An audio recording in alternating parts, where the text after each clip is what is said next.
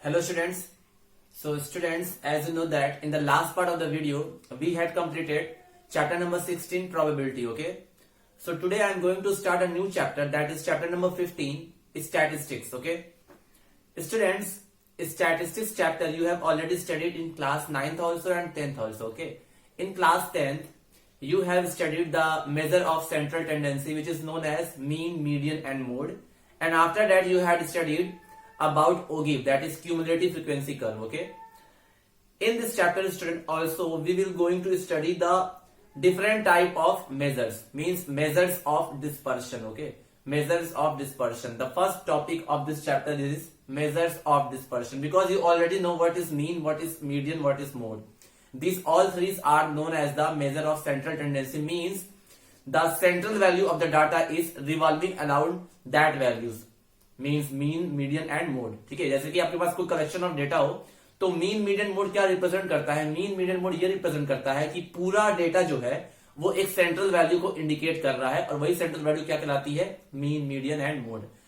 Mean, median, mode निकालने के methods आपने क्लास 10 में पढ़े हैं. For mean you have studied the simple method, that is direct method, shortcut method, step deviation method. For median you have studied one formula, and for mode also you have studied one formula. So I hope that you can get some knowledge from the previous classes about mean, median and mode. So today I am going to start the new topic of this chapter, that is measures of dispersion, okay? Measures of dispersion. Measures of dispersion. ठीक है, dispersion word you have already studied in physics also. ठीक है, क्या होता है ये measures of dispersion? Student, जैसे कि एक्चुअली मेजर ऑफ डिस्पर्शन ये रिप्रेजेंट करता है वेरिएशन इन द ऑब्जर्वेशन. ठीक है, डिस्पर्शन मतलब क्या होता है? स्कैटरिंग ऑफ द ऑब्जेक्ट बोलते हैं ना लाइट के केस में. वैसे ही जो मेजर ऑफ डिस्पर्शन होता है, it represents the variation in the observations. ठीक है, अब जो वेरिएशन होगा हम लोग उस वेरिएशन को किसी वैल्यू के अराउंड चेक करेंगे कि इस वैल्यू के अराउंड कितना वेरिएशन आ रहा है. जैसे कि जब भी हम लोग मेजर्स ऑफ डिस्पर्शन निकालते हैं तो या तो हम लोग रेंज के थ्रू निकालेंगे, या तो हम लोग किसी सेंट्रल टेंडेंसी के थ्रू निकालेंगे. जैसे कि अगर आपसे क्वेश्चन पूछा जाए what is the measure of dispersion around the mean, तो वो अलग होगा. What is the measures of dispersion around the median, वो अलग होगा. ठीक है, तो हमको जो पढ़ना है पहला वो क्या है? मेजर ऑफ डिस्पर्शन, जिसका मतलब होता है it represents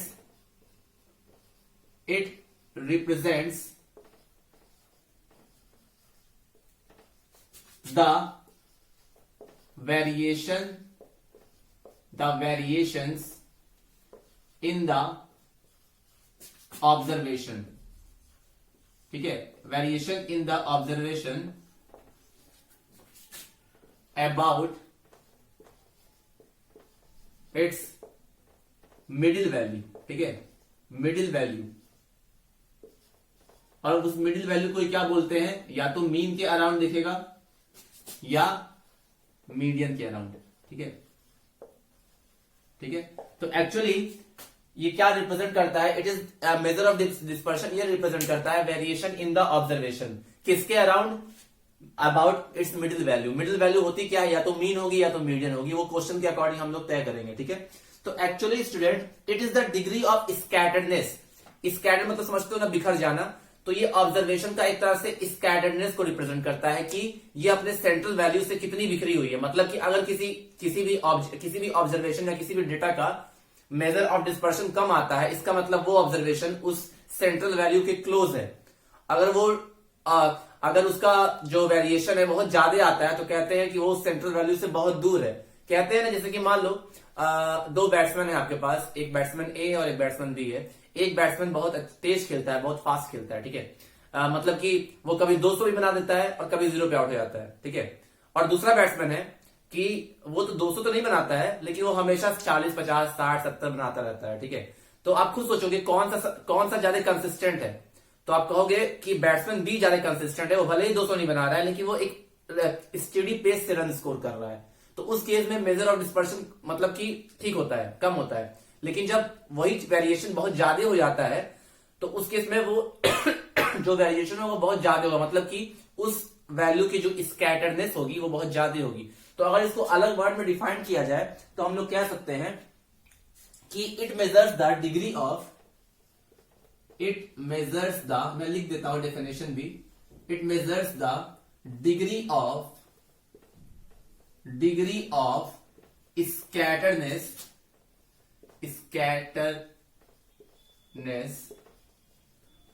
of the observation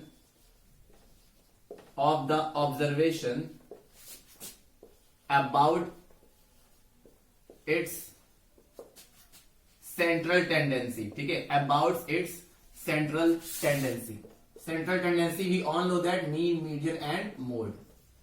यहां लिख सकते हैं मीन या मीडियन, मोड के लिए नहीं करते हैं, केवल मीन और मीडियन के अराउंड डिस्पर्शन को हम लोग चेक करते हैं, ठीक है। तो it measures the degree of scatteredness. Scattered का मतलब क्या होता है, बिखर जाना।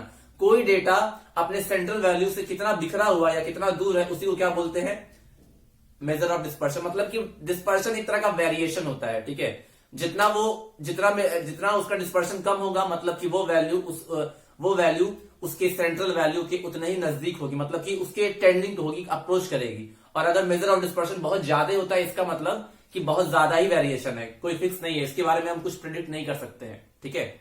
तो ये होता है मेजर ऑफ डिस्पर्शन। अब मेजर ऑफ डिस्पर्शन कैलकुलेट करने के बहुत सारे तरीके होते हैं। मेजर ऑफ डिस्पर्शन होते कौन कौन से हैं, तो हम लिख सकते हैं there are mainly 4 types of measure of dispersion, ठीक है, measure of dispersion, ठीक है। पहला होता है रेंज, ठीक है। दूसरा होता है क्वार्टाइल डेविएशन,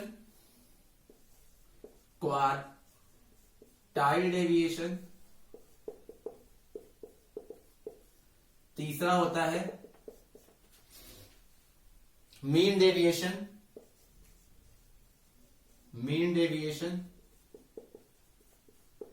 और चौथा होता है स्टैंडर्ड डेविएशन, ठीक है। तो टोटली मेनली 4 तरह के होते हैं मेजर ऑफ डिस्पर्शन, ठीक है। पहला होता है रेंज के बारे में आप सबने पढ़ा है, रेंज होता क्या है, ठीक है। दूसरा होता है क्वार्टाइल डेविएशन, तीसरा होता है मीन डेविएशन, और चौथा होता है स्टैंडर्ड डेविएशन, ठीक है। इन 4 में से हमें क्या पढ़ना है, हमें रेंज पढ़ना है, हमें मीन डेविएशन पढ़ना है, और हमें स्टैंडर्ड डेविएशन पढ़ना है। क्वार्टाइल डेविएशन हमारे कोर्स में नहीं है, ठीक है। तो totally we have to study about 3 types of measure of dispersion, that is range, mean deviation and standard deviation. अब रही बात रेंज की, तो range we all know that what is known as, तो पहला हम लोग डिस्कस कर लेते हैं कि रेंज क्या होता है। First type of measure of dispersion that is range, ठीक है। Range of the data we all know that, range होता क्या है एक्चुअली, अगर आपके पास बहुत सारे डेटा दिया हो तो उसका रेंज कैसे निकालते हैं हम लोग, रेंज निकालते हैं maximum value minus minimum value, ठीक है। रेंज का फॉर्मूला होता है maximum value minus minimum value.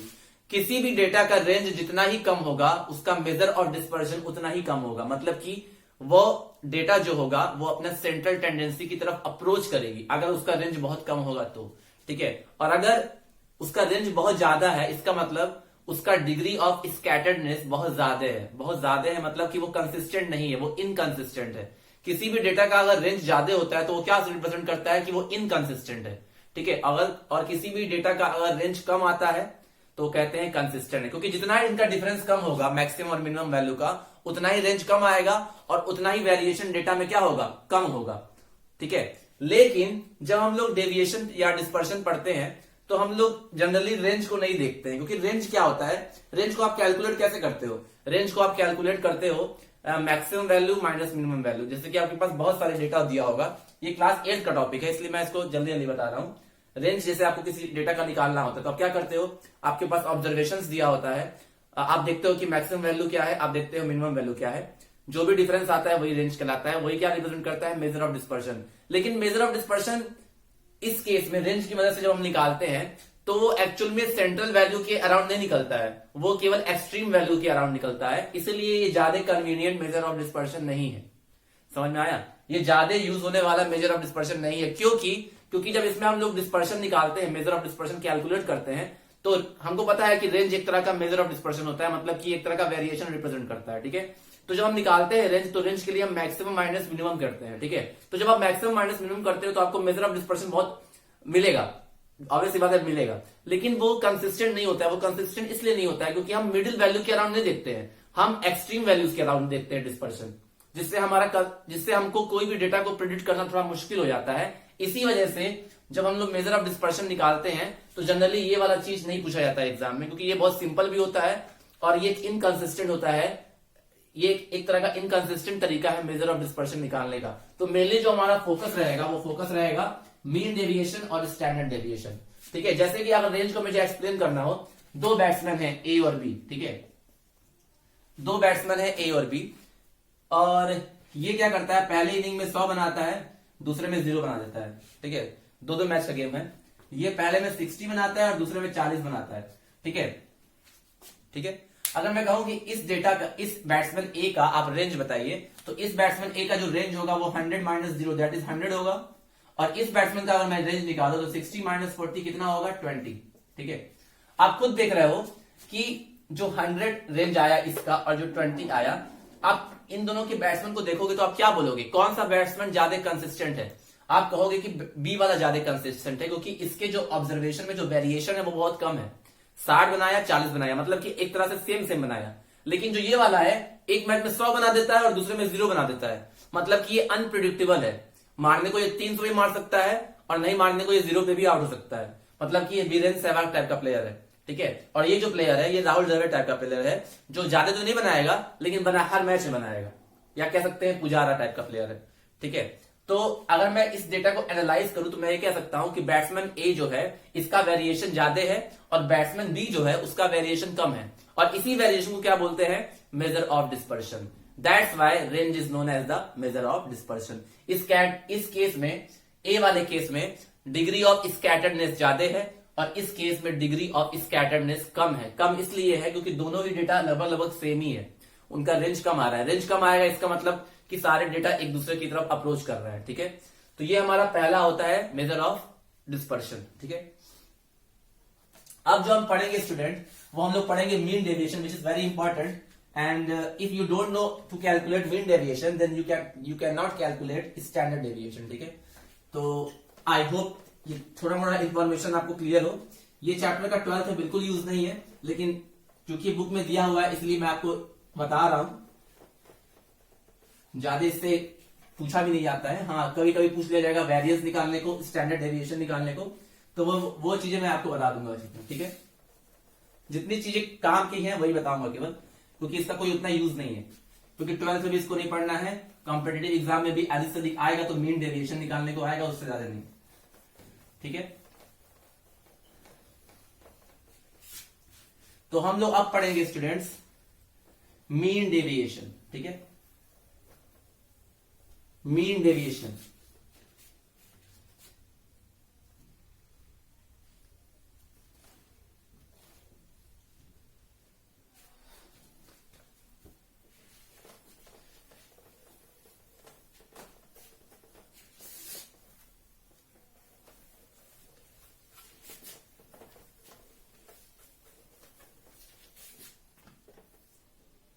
तो हमारा जो second degree of measure of dispersion होता है वो होता है मीन डेविएशन।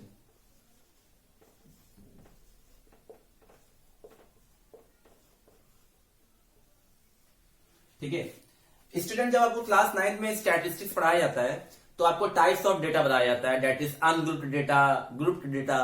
तो मीन डेविएशन भी अनग्रुप्ड का अलग होता है, ग्रुप्ड का अलग होता है। ठीक है, अब मीन डेविएशन जो निकालते हैं हम लोग वो किसी सेंट्रल वैल्यू के अराउंड निकालते हैं। जो हमारा मीन डेविएशन होता है वो हमारा किसी सेंट्रल टेंडेंसी के अराउंड निकालते हैं कि सेंट्रल टेंडेंसी के अराउंड मीन डेविएशन कितना है। ठीक है, अब हमको ही पता है कि सेंट्रल टेंडेंसी 3 होती है, that is mean, median, mode. तो हमको मोड से मतलब नहीं है, हमको केवल मीन और मीडियन से मतलब है। तो क्वेश्चन में ऐसे पूछा जाता है कि find the mean deviation about its mean, या find the mean deviation about its median. ठीक है, तो 1 बाई 1 हम लोग पढ़ेंगे। तो हमको पढ़ना है मीन डेविएशन, ठीक है, ये हमारा टॉपिक है। तो मीन डेविएशन ग्रुप डेटा का अलग होता है, अनग्रुप डेटा का अलग होता है। आपको भी पता है कि ग्रुप क्या होता है और अनग्रुप क्या होता है। ग्रुप का मतलब जिसमें फ्रीक्वेंसी डिस्ट्रीब्यूशन टाइप का दिया होगा, जैसे कि क्लास इंटरवल टाइप का दिया होगा, और जो अनग्रुप्ड होता है उसमें क्लास इंटरवल नहीं होता है, सिंपल रॉ डेटा होता है, ठीक है, जिसको हम लोग डिस्क्रीट भी बोलते हैं। तो पहला जो मैं इसका लिख रहा हूं इसके अंदर, that is a, mean deviation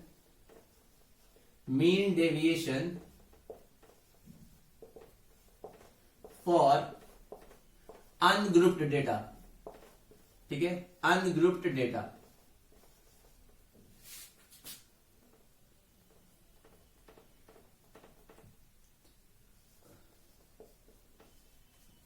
ungrouped data जिसमें जो सिंपल डेटा होता है, जो रॉ डेटा होता है, जो ऐसा लिखा जाता है 5, 10, 15, 20 ऐसे जो डेटा लिखे होते हैं उसको बोलते हैं अनग्रुप्ड डेटा, ठीक है। कैसे निकालते हैं इसमें?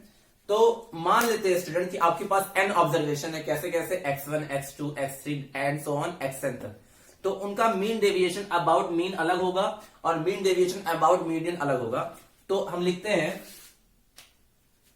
For n observations such as x1, x2, x3 and so on xn, ठीक है, द मीन डेविएशन, जो मीन डेविएशन होता है स्टूडेंट याद रखना, वो किसी सेंट्रल टेंडेंसी के अराउंड निकाला जाता है।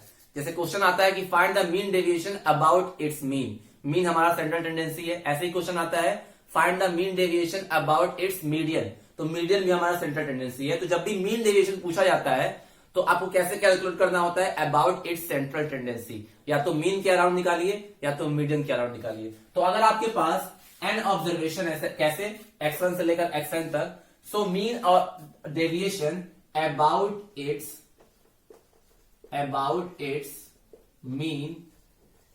मीन को कैसे लिखते हैं? x bar is given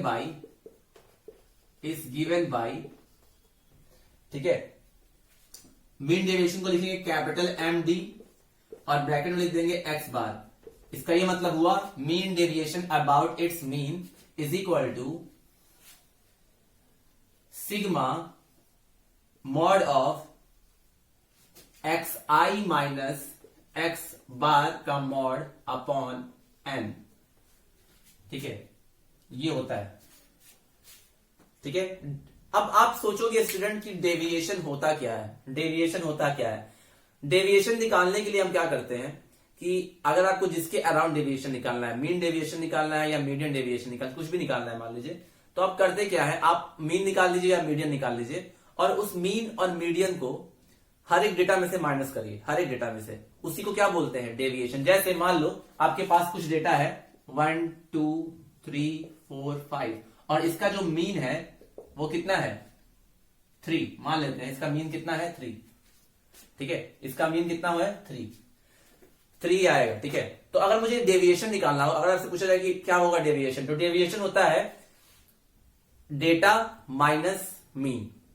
data minus mean he क्या रिप्रेजेंट करता है? एक तरह का डेविएशन। तो डेविएशन निकालना है तो पहला डेटा क्या है हमारा? 1, तो 1 माइनस 3, पहला डेविएशन कितना आ गया? -2। ऐसे ही 2 माइनस 3, पहला दूसरा डेविएशन कितना आ गया? -1। ऐसे ही 3 माइनस 3 कितना आ गया? 0। ऐसे ही 4 माइनस 3 कितना आ गया? 1। ऐसे ही 5 माइनस 3 कितना आ गया? 2। तो ये जो वैल्यूज लिखे हो ना आप, इसी को बोलते हैं डेविएशन। सारे डेविएशन का मॉड लेके उनको ऐड कर दोगे और उसको नंबर ऑफ ऑब्जर्वेशन से डिवाइड कर दोगे तो उसी को क्या बोलते हैं? मीन डेविएशन, ठीक है। ये जो मॉड रिप्रेजेंट कर रहा है, मॉड का मतलब क्या हुआ? जो भी आप डेविएशन निकालोगे उसकी एब्सोल्यूट वैल्यू, मतलब की पॉजिटिव वैल्यू, ठीक है। मॉड का मतलब क्या होता है? Positive value.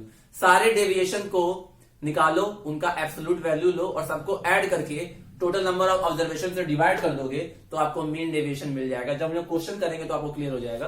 तो ये जो फॉर्मूला होता है that is the formula of mean deviation about its mean, और मीन क्या है? x बार, और xi क्या है? xi is the number of observation.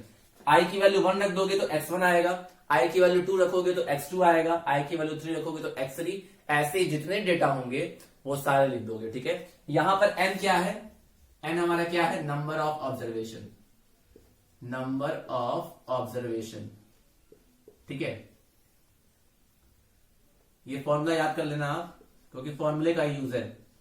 और x बार क्या है, मीन, ठीक है, क्योंकि हम निकाल लेते थे mean deviation about its mean, mean deviation about its mean, ठीक है। और जैसे हमने mean deviation about its mean निकाला, वैसे ही mean deviation about its median भी होता है, क्योंकि मीन डेविएशन हमेशा किसी सेंट्रल टेंडेंसी के अराउंड निकलता है, तो या तो वो मीन के अराउंड निकलेगा या तो वो मीडियन के। तो ऐसे ही and mean deviation about its median, mean deviation about its median, that is m, is given by same formula है, that is md, md का मतलब mean deviation, ब्रैकेट में लिख दोगे m, इसका क्या मतलब हुआ, mean deviation about its median is equal to sigma absolute value of xi minus capital M divided by n, जहां पे n क्या है, नंबर ऑफ ऑब्जर्वेशन, xi क्या है, ऑब्जर्वेशंस, एंड m क्या है, मीडियन, ठीक है। तो ये होता है मीन डेविएशन निकालने का फॉर्मूला फॉर अनग्रुप्ड डेटा, ठीक है। तो आप इसको लिख लो। अभी हम लोग इससे रिलेटेड क्वेश्चन भी सॉल्व कर लेंगे, तो आपका डाउट क्लियर हो जाएगा, ठीक है। So you note down this thing.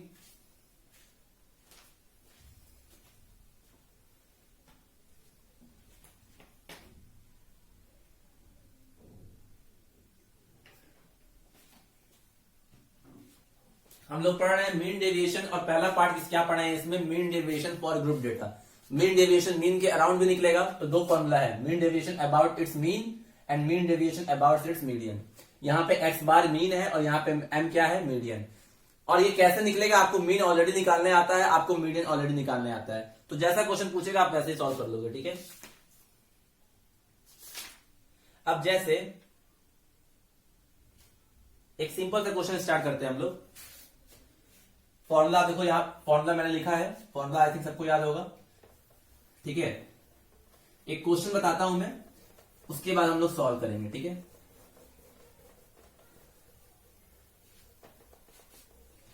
केवल ये फॉर्मूला है, बस फॉर्मूला को समझ लो।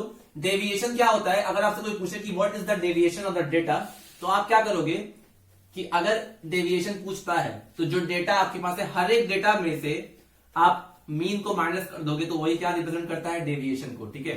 मतलब कि xi माइनस x बार क्या रिप्रेजेंट करता है, डेविएशन, और उसी का एवरेज ले लोगे तो क्या रिप्रेजेंट करेगा, मीन डेविएशन, ठीक है। बहुत सिंपल सा टॉपिक है, ज्यादा कुछ ऐसा है नहीं।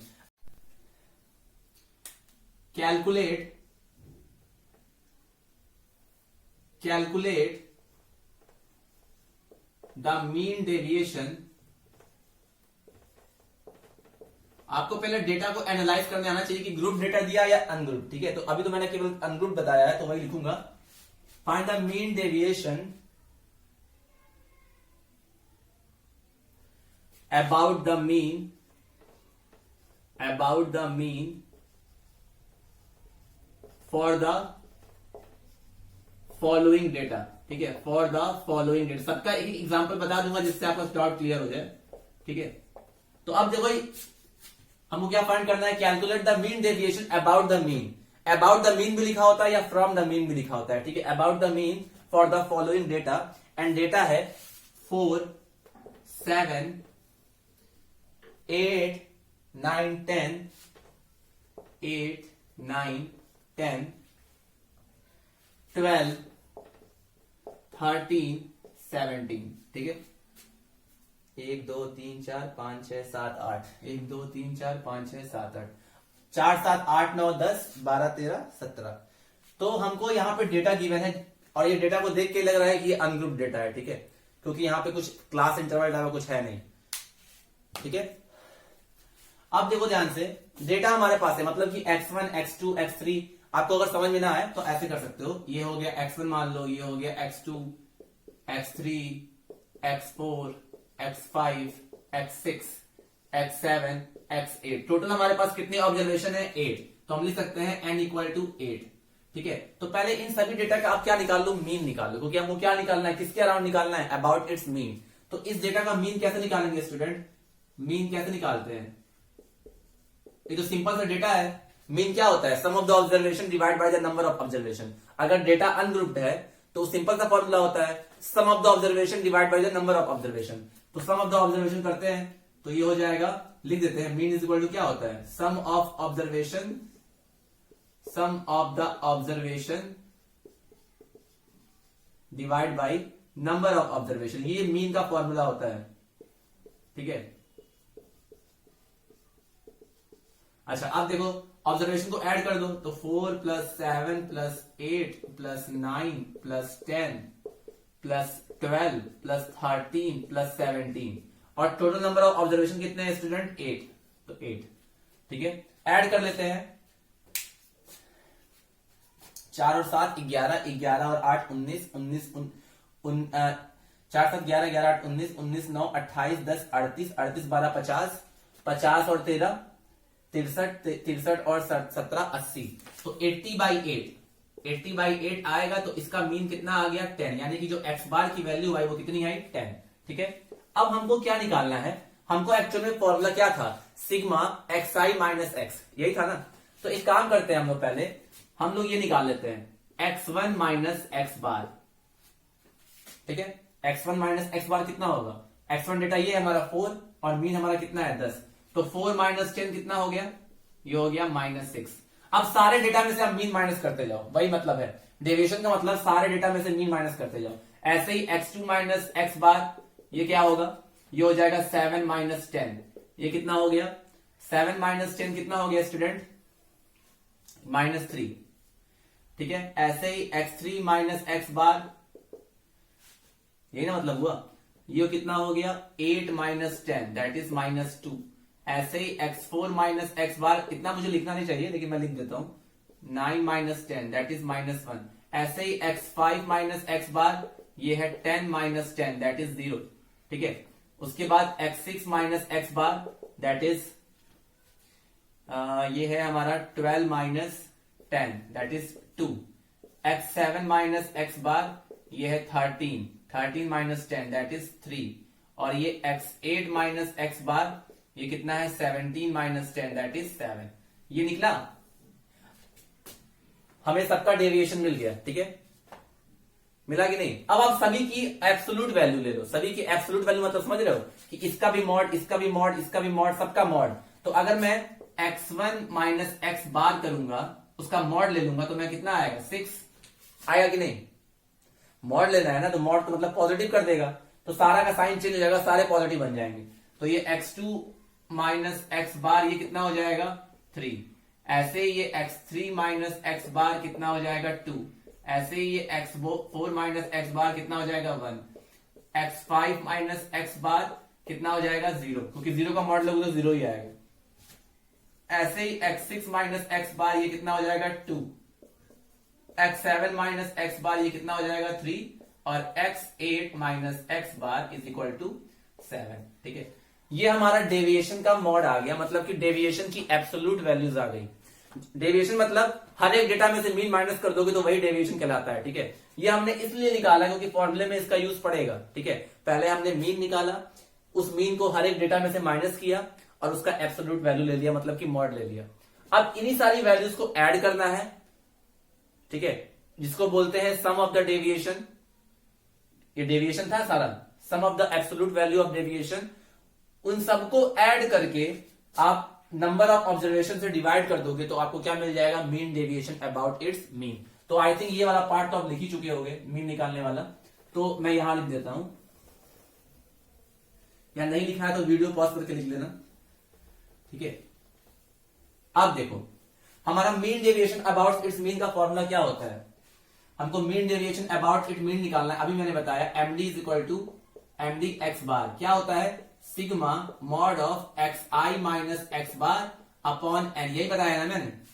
अच्छा, मैं इसको अगर एक्सपेंड करूं तो क्या आएगा स्टूडेंट, हमारे पास टोटल कितने डेटा हैं, हमारे पास टोटल 8 डेटा हैं। ठीक है, तो पहला क्वेश्चन है, इसलिए मैं सबको एक्सपेंड करके दिखा रहा हूं। अगर मैं इसका समेशन का साइन ओपन कर दूं, इसको एक्सपेंडेड फॉर्म में लिखूं, तो इसको मैं क्या लिख सकता हूं? अगर मैं पहले डेटा की बात करूं तो वो लिखेंगे x1 माइनस एक्स बार का मॉड प्लस, क्योंकि समेशन है तो प्लस आएगा बीच में, फिर x2 माइनस एक्स बार का मॉड, फिर प्लस x3 माइनस एक्स बार का मॉड, ऐसे ही कहां तक जाएगा? लास्ट वाले डेटा तक, x8 माइनस एक्स बार का मॉड, और divided by number of observation कितने थे? 8। ठीक है, अब इन सबकी वैल्यू आपने ऑलरेडी निकाल ली है। इसकी वैल्यू कितनी निकाली थी आपने? इसकी वैल्यू निकाली थी 6, तो 6। इसकी वैल्यू कितनी निकाले हो? 3। इसकी वैल्यू कितनी निकाले हो? 2। सारी वैल्यूज को आपको ऐड करना है, जितने का भी आपने मॉड निकाला है उन सबको ऐड करना है। तो 6 plus 3 plus 2 plus 1 plus 0 plus 2 plus 3 plus 7 divided by 8। ठीक है, सबको ऐड कर दो। 6 3 9, 9 2 11, 11 1 12, 12 2 14, 14 3 17, 17 7 24। तो ये 24 हुआ, और 24 को जब 8 से डिवाइड करोगे तो 3 आएगा। तो इस तरह से हमने mean deviation about its mean निकाल लिया। तो फॉर्मूला ये था, इस फॉर्मूले को एक्सपेंड करोगे तो यही आएगा।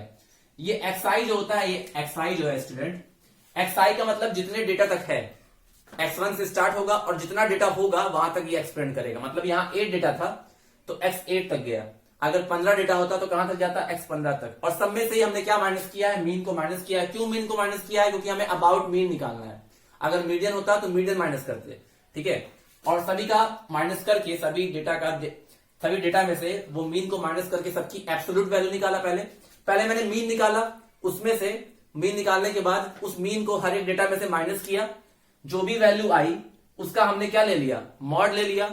और मॉड लेने के बाद जो वैल्यूज आई उन सबको ऐड करके नंबर ऑफ ऑब्जर्वेशन से डिवाइड कर दिया, तो हमें क्या मिल गया?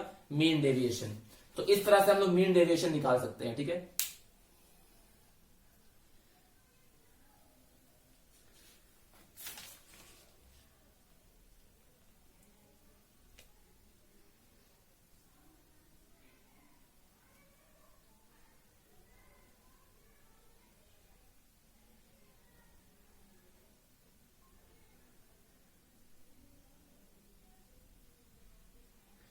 तो स्टूडेंट इस तरह से हम लोग इस तरह क्वेश्चन सॉल्व कर सकते हैं।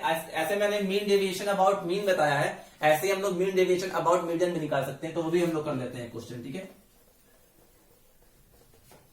उसके बाद नेक्स्ट टॉपिक हम लोग करेंगे, ये तो हमने अनग्रुप्ड के लिए किया। अगले केस में डिस्क्रीट और ग्रुप्ड के लिए करेंगे, मतलब कि कॉन्टिन्यूअस के लिए करेंगे। ठीक है,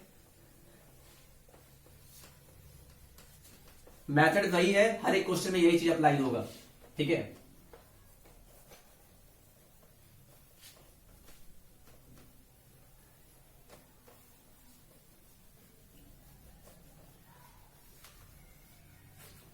थोड़ा सा लंबा होता है लेकिन इजी है, बस थोड़ा सा लेंदी है। ठीक है, प्रैक्टिस करोगे तो सारा ही इजी आ जाएगा, कोई दिक्कत नहीं है इसमें।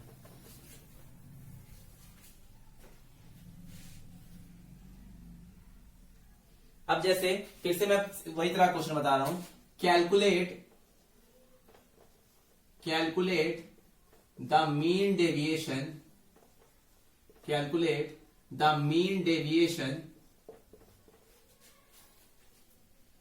about the median for the following data,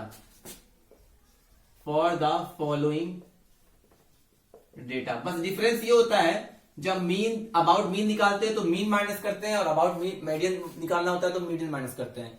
जब मीन के थ्रू निकालना होता है तो मीन निकालते हैं क्वेश्चन में, फिर माइनस करते हैं। जब मीडियन के थ्रू निकालना होता है तो पहले मीडियन निकालते हैं, फिर माइनस करते हैं। ठीक है, तो डेटा क्या है हमारे पास?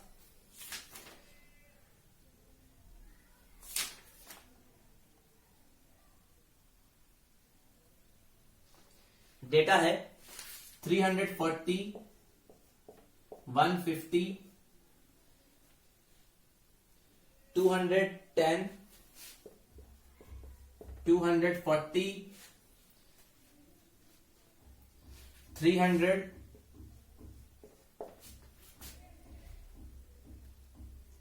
310, 320।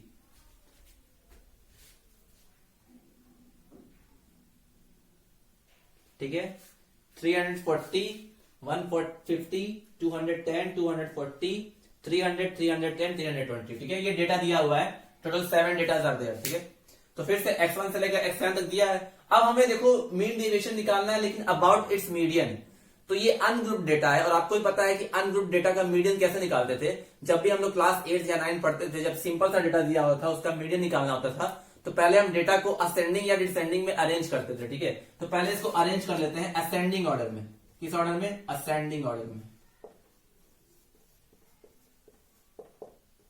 असेंडिंग ऑर्डर सबसे छोटा क्या है स्टूडेंट? सबसे छोटा है 150, तो 150 लिखेंगे पहले, उसके बाद 210, ठीक है, उसके बाद 240, उसके बाद 300, उसके बाद 310, उसके बाद 320, उसके बाद 340। तो पहले मैंने इसको असेंडिंग में अरेंज कर दिया, क्योंकि हमें जो मीन डेविएशन निकालना था, अबाउट मीडियन निकालना है। अगर अबाउट मीन निकालना होता तो उसको अरेंज करने की जरूरत नहीं पड़ती, क्योंकि मीन निकालने के लिए अरेंज करो या ना करो कोई फर्क नहीं पड़ता। लेकिन जब मीडियन के अराउंड निकालते हैं, तो हम भी जानते हैं कि जब मीडियन कैलकुलेट करते थे हम लोग, तो उसको पहले असेंडिंग या डिसेंडिंग में अरेंज करना होता था। ठीक है, अब इस डेटा का आप मीडियन निकाल लो। आप खुद देख रहे कि जो नंबर ऑफ ऑब्जर्वेशन है वो कितने हैं? 7।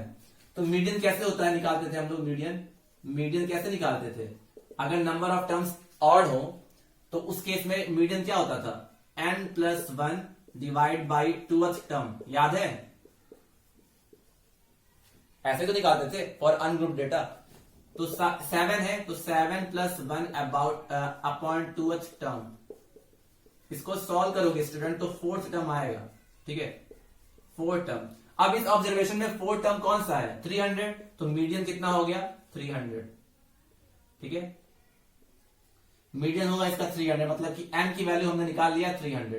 ठीक है, अच्छा m निकाल लिया 300, तो अबाउट इट्स क्या निकालना है? हमको निकालना है अबाउट इट्स मीडियन।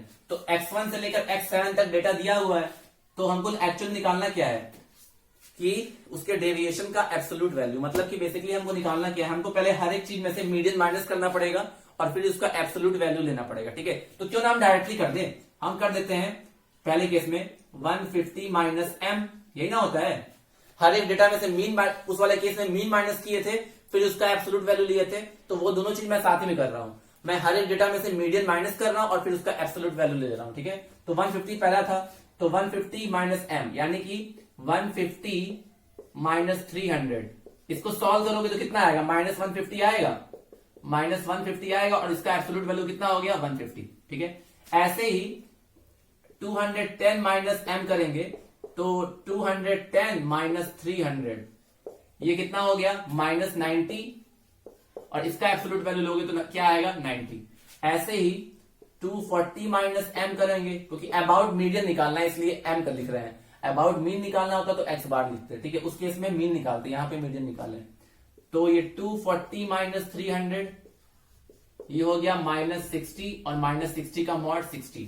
ठीक है, ऐसे ही 300 माइनस m, यानी कि 300 में से 300 जब जाएगा तो ऑब्वियस सी बात है 0 का मॉड, यानी कि 0।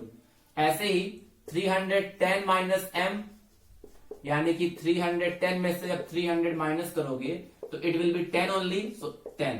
ऐसे ही 320 minus median, so it will be 320 minus 300, so it will be mod of 20, that is 20। ठीक है, after that 340 minus m, so 340 minus 300, that will be 40 का मॉड, that is 40। तो हमने सारे ही डेविएशन निकाल लिया इस तरह से, हर एक डेटा में से मीडियन माइनस किया और सबका एब्सोल्यूट वैल्यू निकाल लिया। तो बस करना क्या होता है, एब्सोल्यूट वैल्यू, सारी एब्सोल्यूट वैल्यू को ऐड कर देते हैं और नंबर ऑफ ऑब्जर्वेशन से डिवाइड कर देते हैं, वही हमारा क्या होता है, mean deviation about it's either mean और मीडियन। तो ये चीज आपने निकाल लिया। अब हमारा फॉर्मूला क्या होता है मीन डेविएशन निकालने का? हमारा मीन डेविएशन निकालने का फॉर्मूला क्या होता है स्टूडेंट?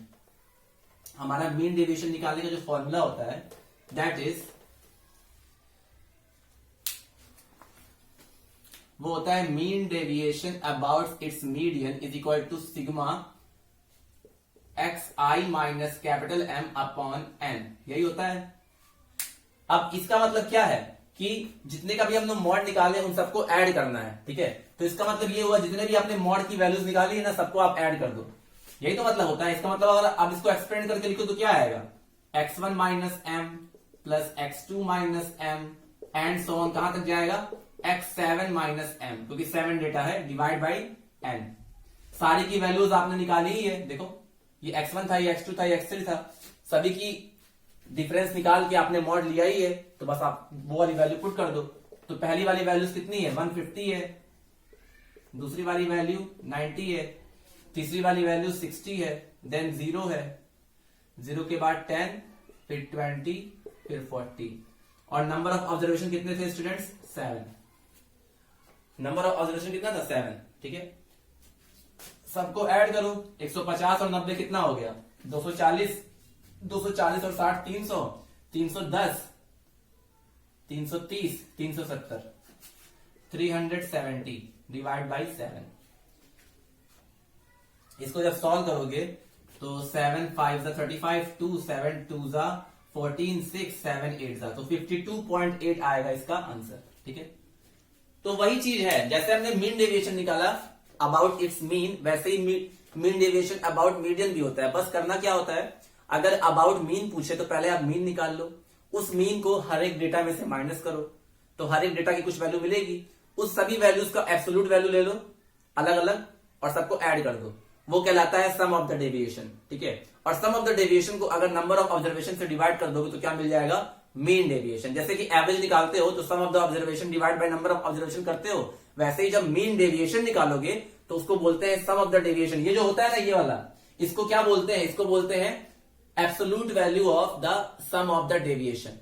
ये जो सिग्मा में रिप्रेजेंट करता है, ये क्या बोलते हैं इसको, क्योंकि हम लोग मीन डेविएशन पढ़ रहे हैं ना, मतलब कि डेविएशन का हमें मीन निकालना है, तो ये जो सिग्मा रिप्रेजेंट करता है, ये क्या रिप्रेजेंट करता है सम ऑफ द डेविएशन। और जब सम ऑफ द डेविएशन को नंबर ऑफ ऑब्जर्वेशन से डिवाइड कर दोगे तो क्या मिल जाएगा आपको मीन डेविएशन, ठीक है।